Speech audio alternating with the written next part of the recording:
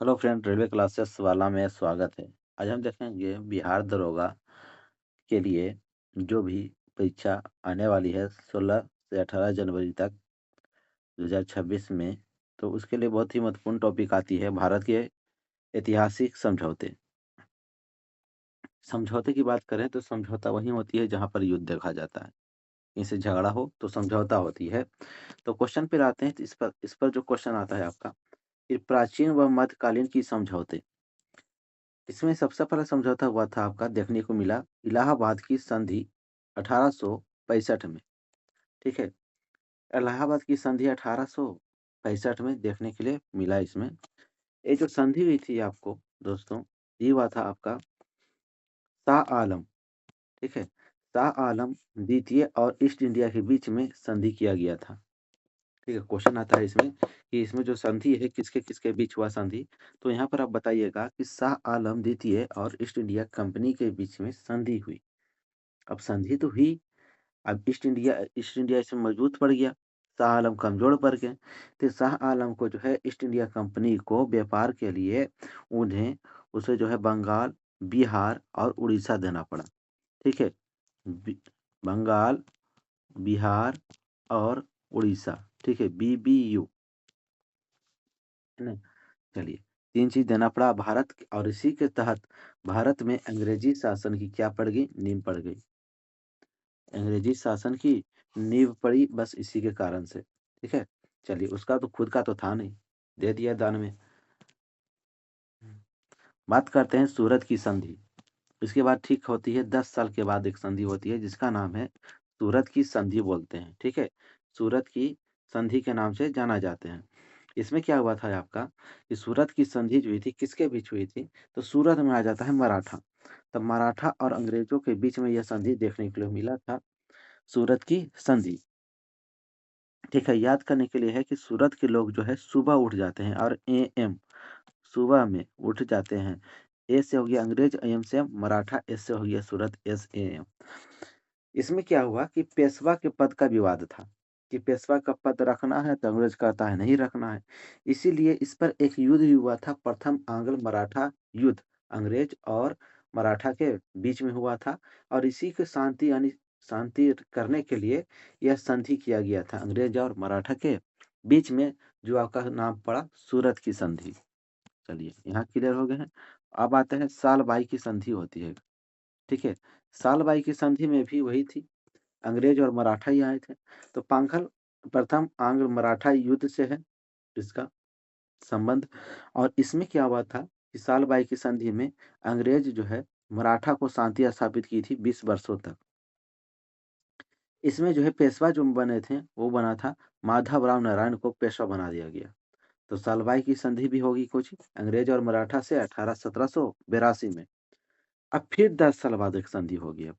अब इसमें क्या होती है, 1782 तब आएगी 1792 में। ठीक है, 1792 की संधि। अब इसमें क्या होती है, ये रंग खेलता है टीपू सुल्तान अंग्रेज के साथ तो गुस्सा हो जाता है। तो बोल सकते हैं कि रंग खेलने पर गुस्सा हो जाता है ना। टीपू सुल्तान अंग्रेज के साथ में होली में, तो बोल सकते हैं रंग से हो गया श्रीरंगपट्टनम, टी से टीपू सुल्तान, ए से अंग्रेज। टीपू सुल्तान और अंग्रेज के बीच में रंगपट्टनम की संधि हुई और टीपू सुल्तान को अपना आधा राज क्या पड़ गया, छोड़ना पड़ गया। ठीक है, आधा राज छोड़ना पड़ गया। और इस संधि तो हुआ, लेकिन संधि हुआ तो क्यों हुआ, क्योंकि टीपू सुल्तान और अंग्रेज के बीच में एक युद्ध हुआ जिसका नाम था तीसरा मैसूर युद्ध। तीसरा मैसूर युद्ध, और इसी को समाप्ति के लिए यह संधि हुई श्रीरंगपट्टनम की संधि 1792 में। चलिए, आगे बढ़ते हैं। अब आता है बेसिन की संधि। बेसिन की संधि में क्या होता है आपको कि बेसिन की संधि में होता है कि पेशवा बाजीराव द्वितीय ने अंग्रेजों से संधि किया था। पेशवा बाजीराव द्वितीय ने किससे किया था, अंग्रेजों के साथ किया था बेसिन की संधि 1802 में। इसमें है सहायक संधि स्वीकार की गई थी और इससे मराठा का शक्ति कमजोर हुई थी। बेसिन की संधि भी मराठा के ऊपर भारी पड़ गया। तो बेसिन की संधि किसके बीच हुई, तो मराठा और अंग्रेज के बीच में हुई थी। ठीक है, अंग्रेज मराठा में कौन थे, पासी बेजवा पेशवा बाजीराव द्वितीय। सहायक संधि स्वीकार कर गई थी। तो सहायक संधि जो है स्वीकार की गई थी किस संधि के तहत, तो बेसिन की संधि के तहत। मराठा कमजोर पड़ गया था कौन संधि के तहत? तो बेसिन की संधि के तहत। अब आता है अमृतसर। अब अमृतसर में आते हैं तो ये हो जाता है आपका 1809।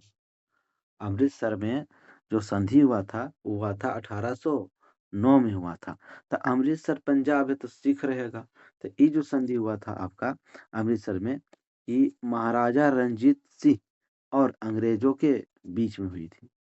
महाराजा रंजीत सिंह और अंग्रेज के बीच में संधि हुई थी, जिसमें सतलज नदी को सीमा माना गया। ठीक है, सतलज नदी को सीमा माना गया और पंजाब की स्वतंत्रता बनी रही। पंजाब की स्वतंत्रता बनी रही। ठीक है, तो अमृत की संधि हुआ था किसके बीच में? महाराणा रंजीत सिंह और अंग्रेजों के बीच में संधि हुई। अब आते हैं, फिर से थोड़ा देखते हैं श्रीरंगपट्टनम की संधि।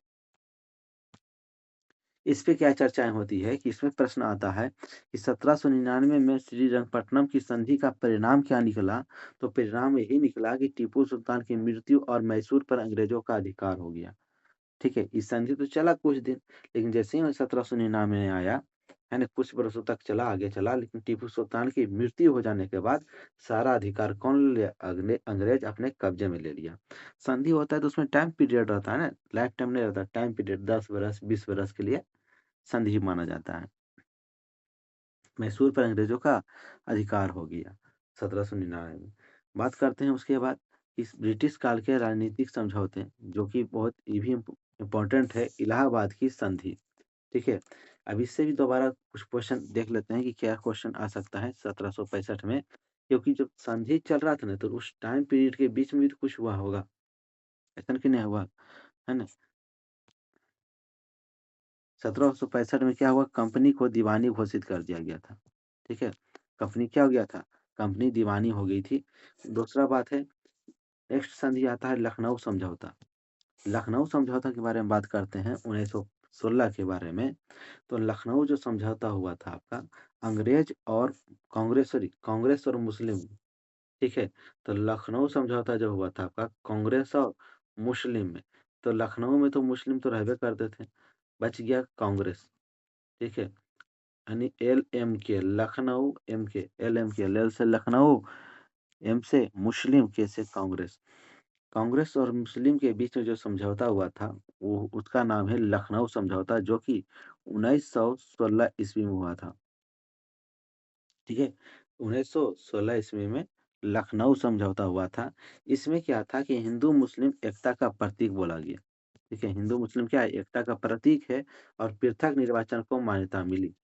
पृथक निर्वाचन को मान्यता मिली। यानी कि लखनऊ समझौता जो हुआ था आपका 1916 में कांग्रेस और मुस्लिम के बीच में, कांग्रेस मुस्लिम के बीच में। उसके बाद आता है गांधी और इरविन समझौता। गांधी और इरविन समझौता के बारे में बात करते हैं तो गांधी और इरविन के बीच में जो समझौता हुआ था 1931 में, उसे बोलते हैं गांधी इरविन समझौता, 5 मार्च। ठीक है, गांधी और इरविन समझौता प्रसिद्ध क्यों है? बहुत क्वेश्चन आता है। तो इसमें प्रसिद्ध यही है कि सविनय अवज्ञा आंदोलन क्या किया था? समाप्त करने के लिए यह समझौता हुआ था गांधी और इरविन के बीच में। सविनय अवज्ञा आंदोलन को समाप्त करने के लिए गांधी और इरविन के बीच में क्या हुआ? समझौता देखा गया। ठीक है, द्वितीय गोलमेज सम्मेलन में गांधी जी की भागीदारी तय हुई। दूसरा जब गोलमेज सम्मेलन हुआ तो इसमें भागीदारी क्या हो गई? तय हो गई, द्वितीय गोलमेज सम्मेलन में। नेक्स्ट बात करते हैं पूना समझौता। पूना समझौता जो हुआ है दोस्तों आपको, ये पूना समझौता हुआ था 1932 में। पूना समझौता 1932 में। पूना समझौता किस चीज से जुड़ा है? तो पूना समझौता जुड़ा है भीमराव अंबेडकर से। भीमराव अंबेडकर से पूना समझौता किससे जुड़ा है? भीमराव अंबेडकर से। कह रहा है कि दलित वर्ग को क्या मिला? आरक्षण मिला। है ना, इसके तहत जो है पूना समझौता के तहत जो है दलित वर्ग को क्या मिल गया? आरक्षण मिल गया। और पृथक निर्वाचन समाप्त हुआ। पृथक निर्वाचन क्या हो गया? समाप्त हो गई इसके तहत में। बात करते हैं माउंटबेटन योजना। तो माउंटबेटन योजना योजना जो होती है 1947 में शुरू हुई। माउंटबेटन योजना जो शुरू हुई थी 1947 में शुरू हुई। इसका उद्देश्य था कि भारत का विभाजन। ठीक है, भारत का विभाजन इसका मुख्य उद्देश्य था। और इसका जो वर्णन है, 2 देश बना है, भारत और पाकिस्तान। माउंटबेटन योजना जो है भारत का विभाजन हुआ था और दो देश बना भारत और पाकिस्तान, और 15 अगस्त 1947 को क्या हुई, स्वतंत्रता मिल गई। ठीक है, तो ये हो गई 12वीं योजना। अब आता है थोड़ा सा देखते हैं स्वतंत्र भारत की अंतर्राष्ट्रीय समझौते। अब इस पे चर्चाएं करती हैं तो ताशकंद समझौता बहुत ही इंपॉर्टेंट आती है, बात आती है ताशकंद समझौते की, जो कि 1966 में हुई थी। इसमें क्या हुआ था कि भारत और पाकिस्तान के बीच में यह समझौता देखने को लिए मिला, ताशकंद समझौता। ठीक है, इस समझौता से पहले भी तो युद्ध हुआ, तो कौन हुआ, तो 1965 का युद्ध। ठीक है, लाल बहादुर शास्त्री और आयूब खान शामिल थे। ठीक है, लाल बहादुर शास्त्री और आयूब खान शामिल थे 1965 के समय। बात करते हैं शिमला समझौता। शिमला समझौता कहाँ हुआ, तो शिमला समझौता हुआ था 1972 में। किसके बीच में हुआ था, तो इंदिरा गांधी और जुल्फिकार अली, यानी अली भुट्टो के बीच में। चलिए, जुल्फिकार और अली भुट्टो के बीच में जो समझौता हुआ था इंदिरा गांधी के बीच में, क्या बोलते हैं, शिमला समझौता 1972 में हुआ था।